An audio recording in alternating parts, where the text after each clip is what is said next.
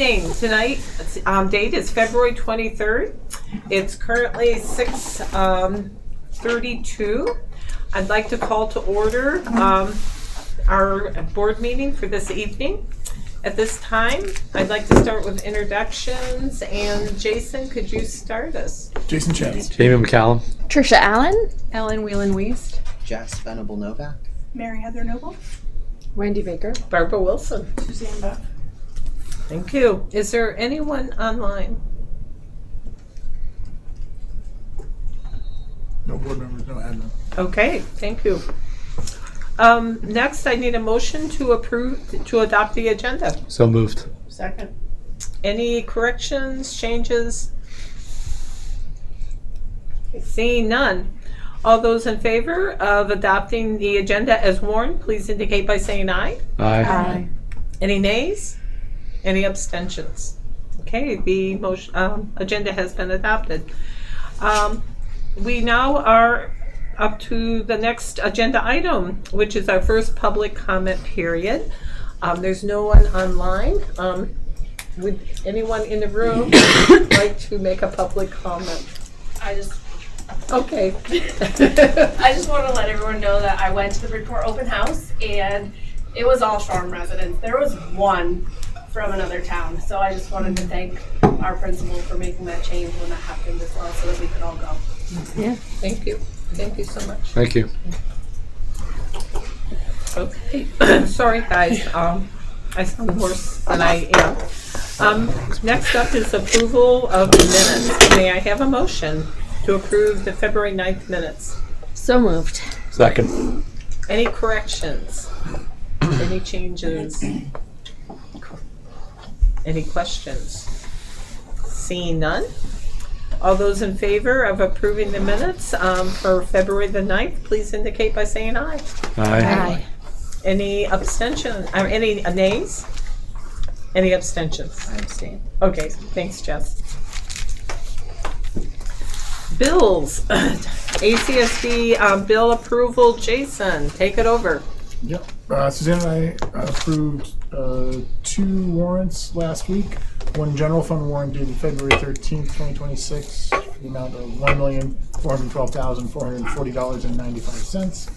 One payroll warrant dated February 6th, 2026, with the amount of $1,308.42. We had a couple questions that were answered immediately, so I move that we approve the bills as reviewed.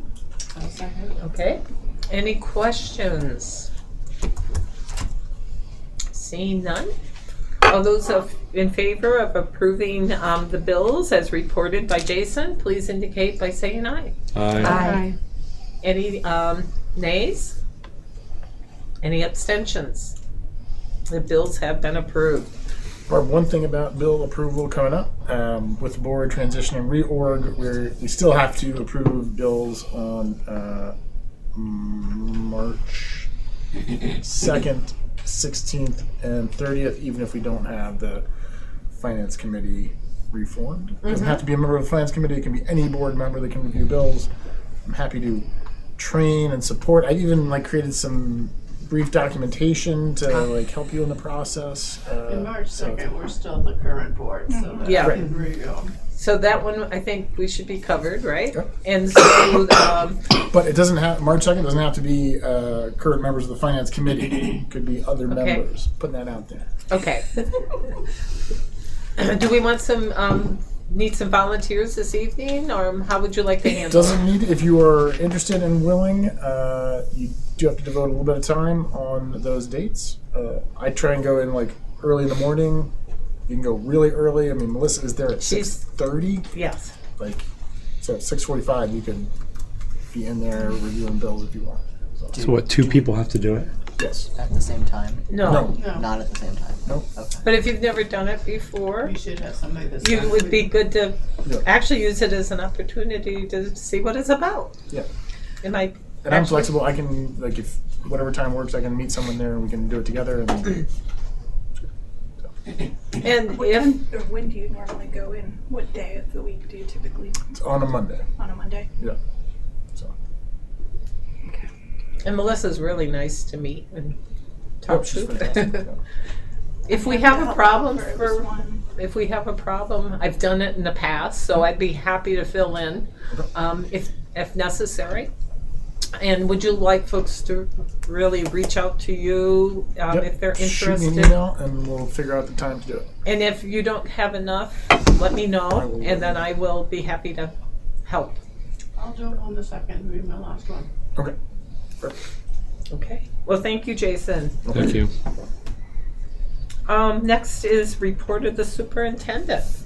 Yep, just two personnel appointments and resignations. We have a new custodian that we are bringing on board, and Ben Weir will not be returning to his position as assistant principal. His family are going to travel together, just kind of take a break from the crazy life, right? Crazy family life with two parents with big jobs and all of that. So he's going to leave his position.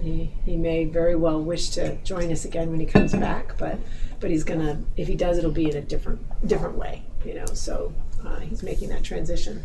So those are there for your approval and acceptance. He's made no promises to come back. I have tried to exact them successfully so far. Yes. Okay. I'll move to approve the appointment of Alan Burns, custodian 1.0 FTE, and accept the resignation of Ben Weir, assistant principal of MUHS 1.0 FTE. Can I have a second? Second. Yeah. You pick. Okay, thank you. Any questions beyond what Jason already asked about? Okay. Then we'll go for the motion. All those in favor of accepting the appointments and resignations as Ellen Barnes and Ben Ware, please indicate by saying aye. Aye. Any objections by saying nay? And any abstentions? Okay, thank you. Do you have any other today? I don't have another. Okay. Report of the chair. I just wanted to mention that I had submitted the article that I'd shared, and it didn't make it. And they had promised to get it at least in the online version, and I checked late Friday and it wasn't there, so I sent an email to John McCray, and so at least it'll get online and they'll get it into this paper coming up. At that point, I had a reminder of folks to come to the meeting tomorrow night, so the online version, that's fine, but the version in the paper, I'll have him strike that out. Yeah. Because it's a little late news. There was a lot in the paper, and he said he would try, but there wasn't room. The other is just a reminder, tomorrow night is our annual meeting. So it's back here at the band room, and it's 7 o'clock. So look forward to seeing you all there. And thank you for being here this week. I know it's a tough week with kids being off, so I really appreciate everyone for being here this week. And that's all that I have. We do have a couple committee chair reports, so I'm going to turn it over first to Jason for the facilities update on the CIP. Quick question about the annual meeting. Yes. Do you have district officers identified? Or... They get nominated from the floor. Right, but are there people to nominate? I have not. I've reached out. Like Mary does not want to run again, Okay. right? And I've reached out to see if she had any recommendations, and she hasn't provided me any. So that's all I know. Governor Douglas came into the office to talk about the meeting. He intends to be there, and I believe will be happy to be of service if that's the wish. So I can speak for that one. And I've tried to give away the clerk position, but I haven't been successful. Yeah. If you Everyone says they're can too think of busy. someone that would be good, tell them to come to the meeting tomorrow night. Yikes. Okay. All right. Yeah. What happens if there's no one? That's a good question. Like, I mean, to moderate certainly, but even to fill out the whole slate. Right. So what we will have to do is, I never been in a situation where we haven't had a clerk, right? So Mary is obligated to take us through this process, and she'll take us through the tallying of the results for this election, and then we'll have an opening. So it's not critical to the vote that's happening now, but we will need to find somebody to fill it. You can appoint. And we'll have to appoint somebody as a board. See if Linda Barrett knows. Laura, My understanding from conversations with Mary, and I don't think she'd be upset with me sharing this, is that the election part of things is the difficult thing because there's a lot of rules. You have Yes. to do everything exactly right. And I think there was maybe some lack of training when she took over that made her very anxious about it. yeah. So that may be something that we need to be cognizant about Yes, as we you're- find a replacement. Yeah, absolutely. Make sure that people get the training that they need. Yep. So again, if folks think of someone, you know, in the community that Maybe you, Suzanne. yes, Not sure my husband would be very happy. but it's just like for a certain Just part think of- about it. Yeah. There we go. So, any other questions before we move on to the board reports? All right, Jason, you're up next for the Facilities Committee CIP update. Yes, I just wanted to give you a quick update. The Facilities Committee met on February 10th. We looked at a first draft of the 5-year plan that we would like to submit to the state. Turns out we have a pretty good flexibility in terms of layout and format and what we include, what we don't include, which is great. We made several changes and suggestions. We're going to review those changes, I believe, next week. We've got an additional meeting scheduled. It'll be the last meeting of this Facilities Committee. And so we should have it hopefully mid-March for the new board to review after that. So, questions about that? We took your feedback about like including everything that is required in there, and not holding back in terms of what the need, expressing what the need is to the state. So. Beautiful. Well, then I'd like to thank the committee for really getting it to a place of more closure where we're documenting. I think that's crucial, that this committee get it to the point where we have a document at least that can then be shared to the new board instead of having to kind of restart a little bit. So I think that'll be really good, for the next coming board to be able to pick it up without losing too much momentum. The next committee. That's the hope. So thank you for that. Alrighty, Trish. Communication and engagement. Jason, would it be possible to put up the from board materials, the first page?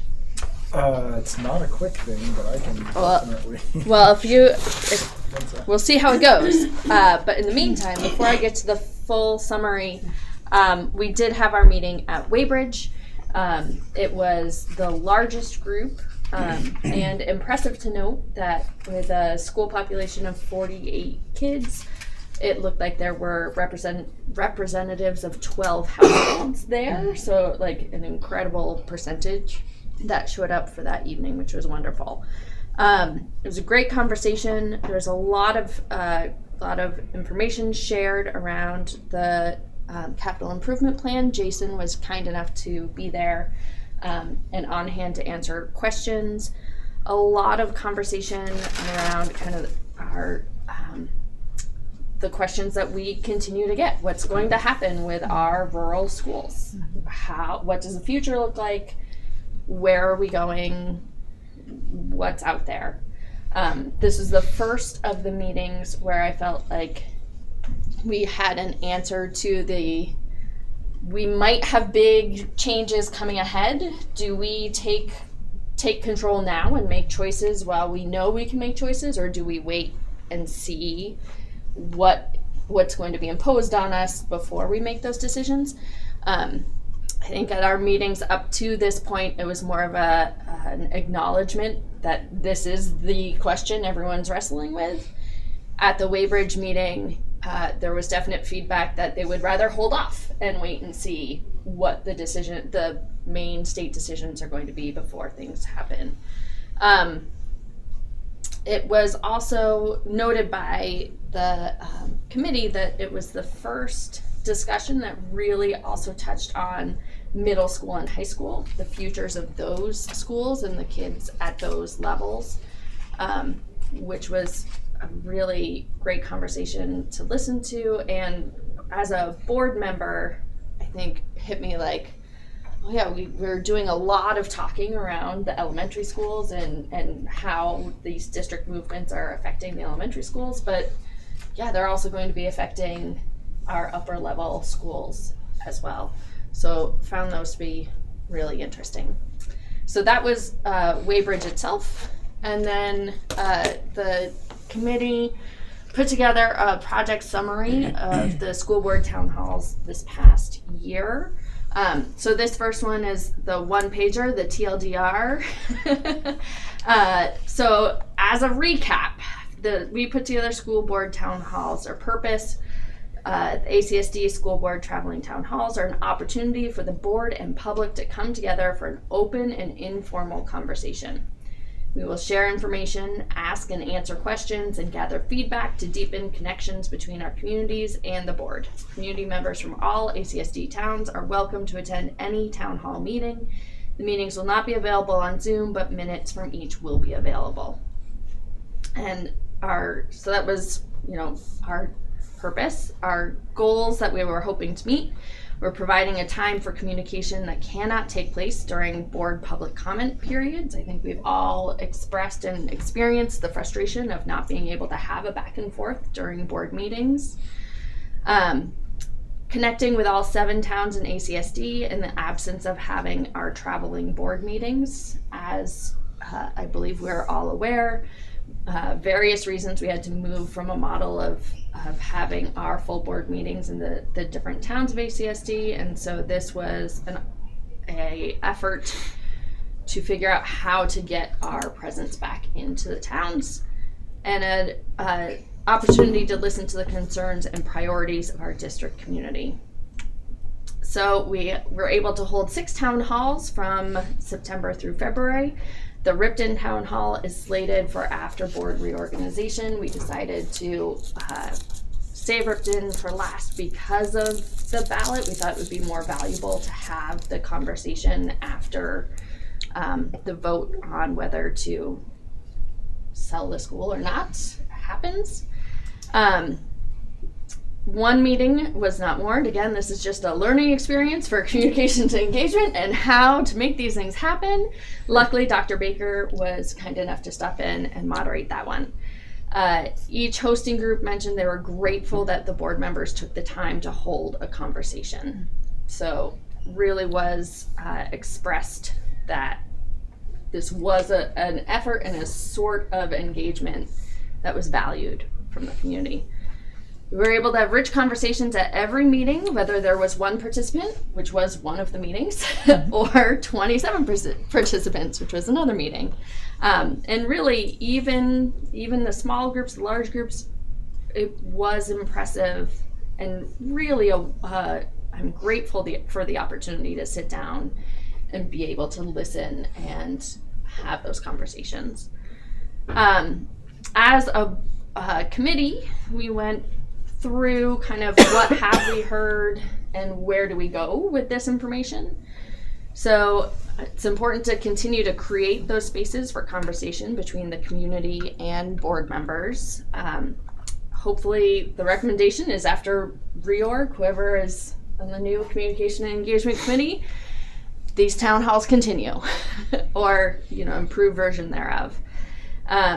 We heard from several towns that it's important to create and or clarify the plan for tracking the newly combined school communities, not just academically, but their social and emotional well-being and the family impacts. I believe that, I have faith that this is in the works and is happening, but just as a stated, it is important and something that we as a board need to hold on to and keep abreast of. Prioritize building and promoting ACSD as one district rather than the 7 distinct towns, right? And really putting effort from bottom up and from top down to really focus on our thinking and the way we're presenting ourselves and the way that we are planning and working through things. And that the current state level education reform process is intimidating and confusing. Board members should continue to stay educated about the process and be prepared to share information and answer community questions. So that's the 1-pager. After that, we've got two other kind of sections. There's a longer chunk of our committee reflections and takeaways that was adapted from the minutes of our last meeting. So you're welcome to read through that to get some more detail on our recommendations. And then following that is an overview of the various minutes and notes taken at the CNE town halls. If you have any questions, you can ask me now. You can also contact me. You know how to contact me if you have any additional questions. Go ahead, Mary. Heather. Just wondering, committee sort of lessons learned, especially with respect to planning and pulling these off? Yeah. Yeah. So the basics, this round we contacted the parent organizations for each town and attended meetings with them. Occasionally, some of them were meetings that were scheduled specifically for us to show up, and some were meetings that they already had planned that we kind of slid into. And the meetings that were already planned that we joined were by far the more successful meetings. So that was one of our takeaways as a committee, is moving forward. Definitely makes sense to, rather than say, hey, we want to do this, can you make it happen? It's more of a, we would like to talk with you. Is there a moment, an opportunity, a something in the coming month that we could combine with? Yep. Jess and Jamie, feel free to chime in. One thing we also talked about like scheduling in the future was a way to make these meetings more accessible to people who aren't school families or aren't parents and caregivers. And I think this is reflected in the notes, but one idea was to maybe see if a Friends of group wanted to plan a meeting with the town clerk, or at least making sure that the information got to the town clerk in an organized way. That was feedback that we got from some communities directly, and also just something we recognized as we went on. Yeah. Thank you. I think, that would be one of the areas of growth for next year is making sure we're pushing beyond the boundaries of just the school linked families and audience. Any questions? Other questions?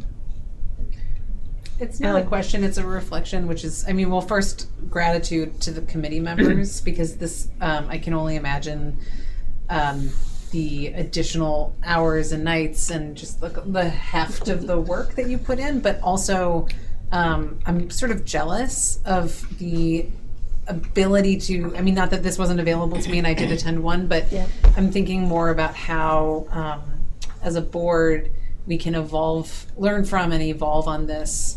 We've had lots of discussions in the past about all the reasons not to go back to the model of having board meetings in towns.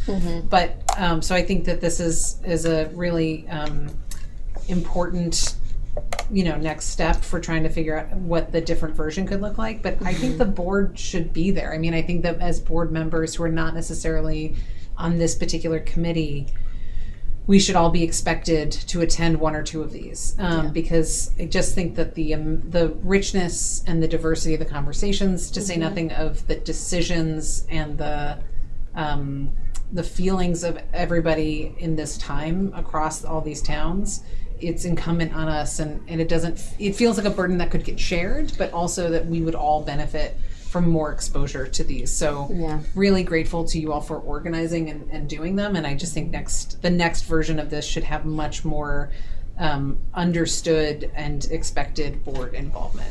Well, I think that's the push and pull of any of these sort of projects or initiatives, right? Is as much as we aren't here for the glory, and we want to spend the time and do the things, and then our actual calendars and lives get in the way, right? I would love, one of my things is really, we only had meetings in each town once, right, over the course of the school year. And that's because we are one committee, and adding one extra meeting a month was the lift that we could do personally, right?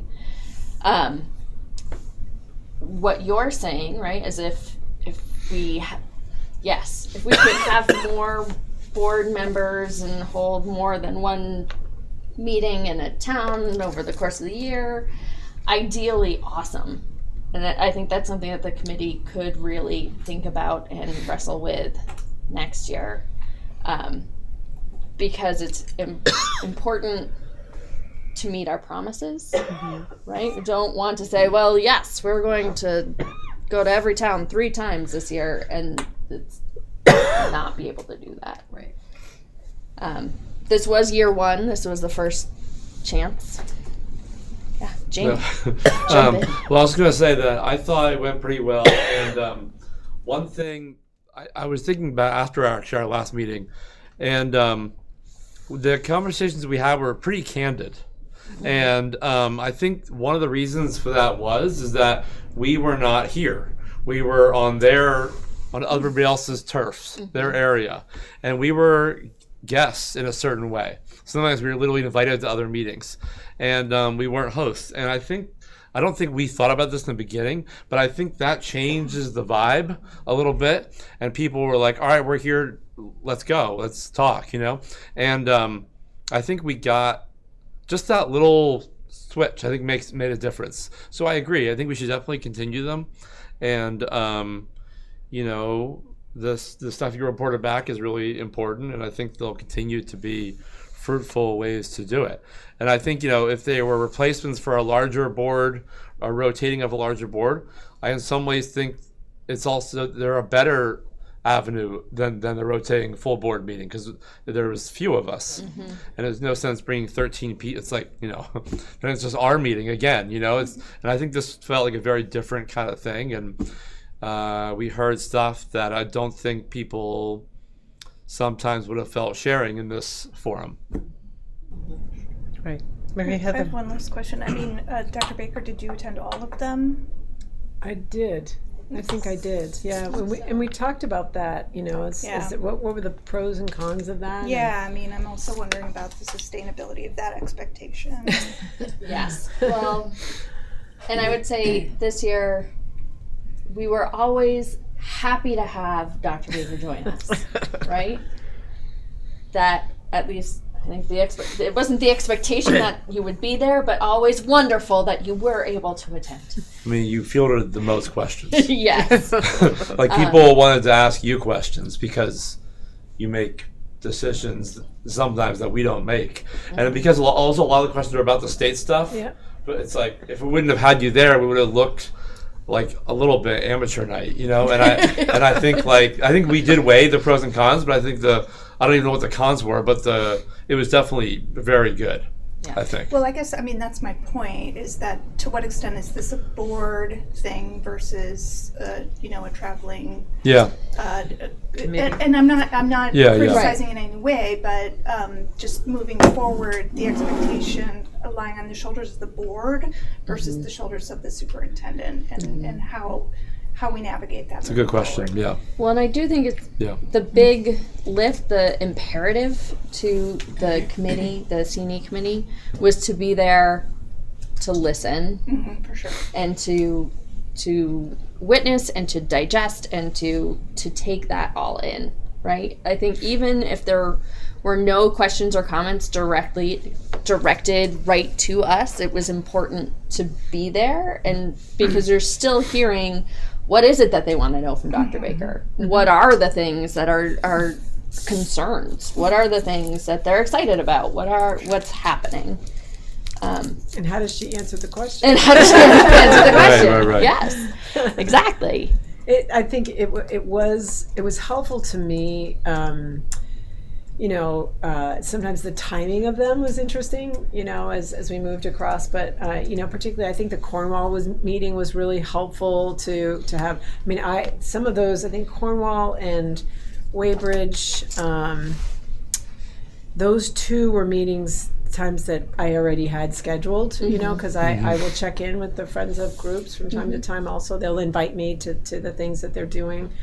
And it was just helpful to turn those into a richer conversation, which was good. And hopefully the dynamic that we had, which was, I was sort of a phone the friend, right? And if you wanted, me to jump in, then I did, It was a little different with those other two meetings, I think, just because the expectation had already been set a little bit differently. But I think that's a good one to carry forward, in that way.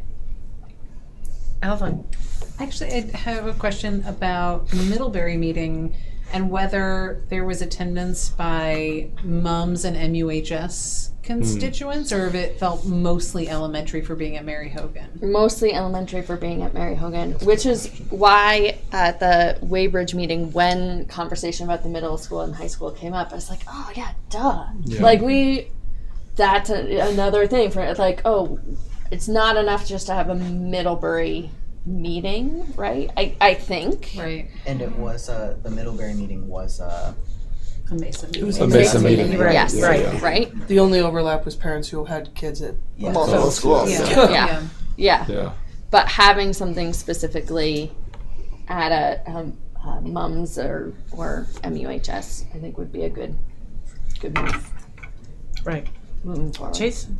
Yeah, the ones I attended I found hugely valuable. I think it's probably fair to have the expectation that maybe one C&E committee member is at each town hall, and then fill in a couple of other board members. That's some of them too. So I think that's reasonable. So yes, and it's definitely a direction that can happen. It would then not be a Warren C&E committee meeting. Right. So I do think it was important to have it as a warned something where we're taking official minutes, because it enters into our public accountability, right? Like this is what we've talked about. This is what's happening. Here it is. Because it was a conversation that we struggled with a lot at the beginning of this year. There's nothing that's preventing us from publishing minutes for a town hall, right? We can Sure. summarize the contents of town hall, put it out there, and Yeah. It's funny, I don't think we considered that. I mean, I think all the our- difference did. is, you wouldn't warn did. it. You wouldn't have a public You wouldn't warn warning. it. Well, we So- considered Right. warning versus not warning, but we didn't consider warning versus acting like it was warned, which is sort of what Jason's talking about. I'm just saying. I mean, that's interesting. Yeah. All good things to consider. Yeah. Any other? Also, Jason. There are no friends of groups for mums or the high school, so there's no thing you can glob onto. Right. There There's one for moms. is that There is one for MUMS, moms. although they're not Active as right now is my Oh, they're not understanding. active? they're not as structured as the elementary school groups. So yeah, that would be something to wrestle with. Yeah, at the high school it's more organized by activity interests. Yeah. Anyone else? Again, Tricia and the committee, thank you so much. And again, thank you for the materials that you put together, so we can have those in our official record Thank you, And Jess, our- for taking all the notes. Yes, yes. And I think you guys really accomplished a lot over the course of the last several months. So I'm really appreciative of all the effort that you put into it. And it really sounds like you put it on good foundation, for this to be an ongoing thing, which I agree with Ellen, the words that she said as well. So thank you. Okay. Next up, we have a VSBA update from Suzanne. I just sent it an email to everyone, and even though I won't be here, I'll still be the VSBA resident, Addison rep for until November when their next meeting is, and then I'll need to find someone to replace me. But I have reached out to Tech to see if I can keep the email because the VSBA email is connected to the school board email, so that I can send you updates. But if not, we'll have to figure that hurdle out. But I will keep you up to date as to what's going on. Okay, thank you, Suzanne. Appreciate you being there and providing that liaison role with us with what's going on at the VSBA. So much is happening. So it's really crucial that we are hearing, what they're doing and focused on. And it's a little nice. It's nice to have those updates that you provided, because just getting their weekly update, sometimes it just gets kind of lost, right? Because you get so many. So it really kind of pulls it out. So thank you so much. Next, we have our second public comment period. So we have public in the room. And is there anyone online? Yes. Anyone with their hand raised yet? Okay, so sorry guys, it's time for our second public comment period. If anyone in the room or anyone online would like to make a public comment, it's your time to do so. As in the past, it's limited to 3 minutes. Okay, and so we'll move forward then. We have the board reflections next. Typically, this is at the end of the agenda, but because we're going into executive session for the superintendent evaluation, we moved this up before that, so that folks had time to make some reflections if they would like. So I'm going to open it up to board members to see if there's any reflections that they would like to make at this time. Go ahead. I guess I will just take the opportunity now, and I plan to tomorrow as well, just to thank our outgoing board members, Trisha and Suzanne, and Ellie as well, for their service to ACSD and their hard work and the longevity of their work, Yes. Suzanne. Yes.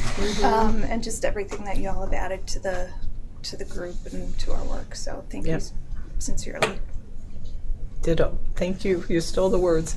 And thank you, Jason, for running again. So that's awesome. You're here. Anyone else have any reflections? I will reflect on our not having all 13 board members weigh in on the superintendent evaluation. So I think that is disappointing, and I don't know, I'd like us to do better as a board. Yes. Maybe set expectations clearer, or I don't know what it would take. Yeah. I don't know. Yeah. Yes. Thank you for that. The policy committee's work has faded into the background, but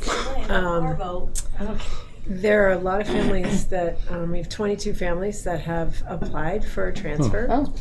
That window closes at the end of March, and the families that have reached out they're just so grateful to have had the opportunities. The open houses have been well attended, and I don't know that everyone who's attending an open house is submitting an application, but the community just seems to be abuzz with appreciation for the opportunity to think about options, I guess. Maybe that's a good way of putting it. And again, it doesn't come from a place of not liking their school, but I guess maybe in a world where it feels like we don't have control over much, just having an opportunity to say, geez, maybe this would work.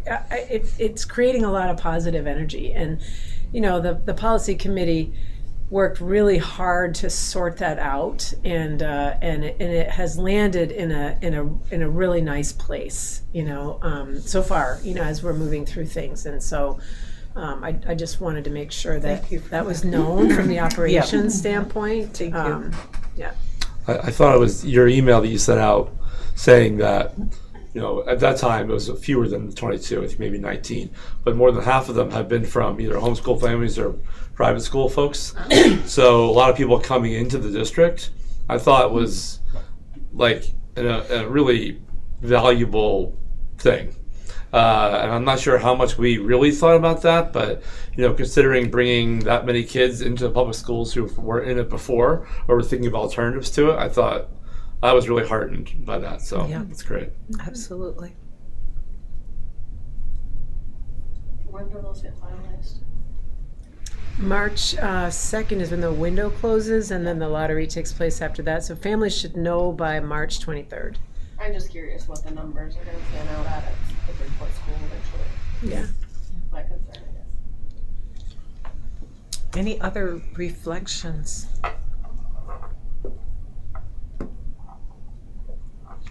And what I would like to do is really thank this board, since this is our last, well, I know we're getting together tomorrow, but this is our last board meeting as this organized board, right? And it's been quite a year. And we've, you know, it's kind of interesting. You reflect back over the last couple of years, and each year you like say, okay, once we hire a superintendent, things are going to get easier. Once we do this, once we do that, it doesn't seem that's in the cards, right? It's been a lot, and I really appreciate folks for really taking the time out and caring and really making a difference, because everyone here has made a difference, and those that aren't here as well.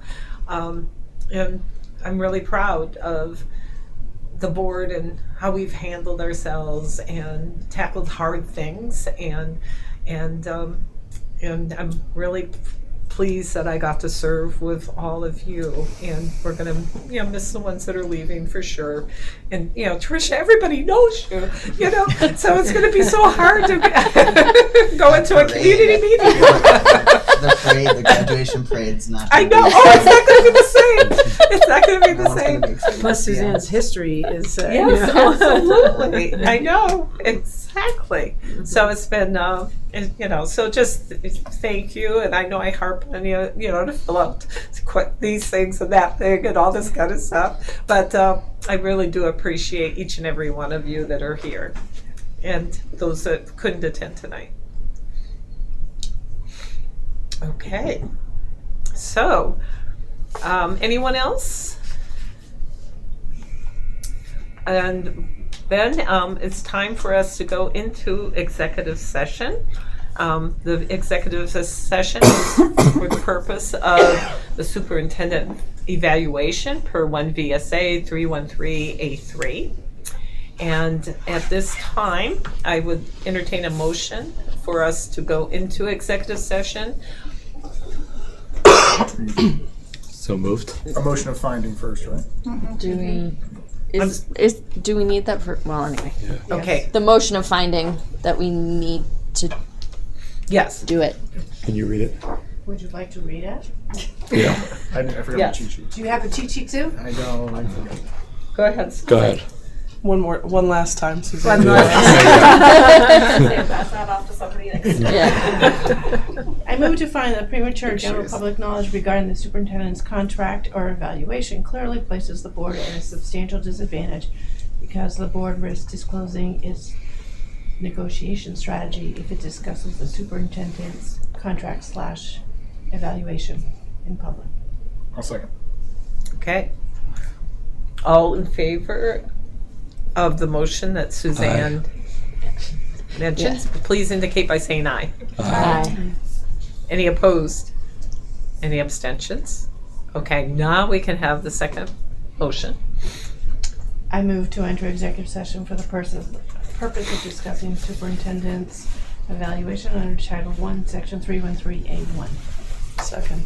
Okay, all those in favor of entering into executive session per 1 VSA 313A3, please indicate by saying aye. Aye. Any opposed? Any abstentions?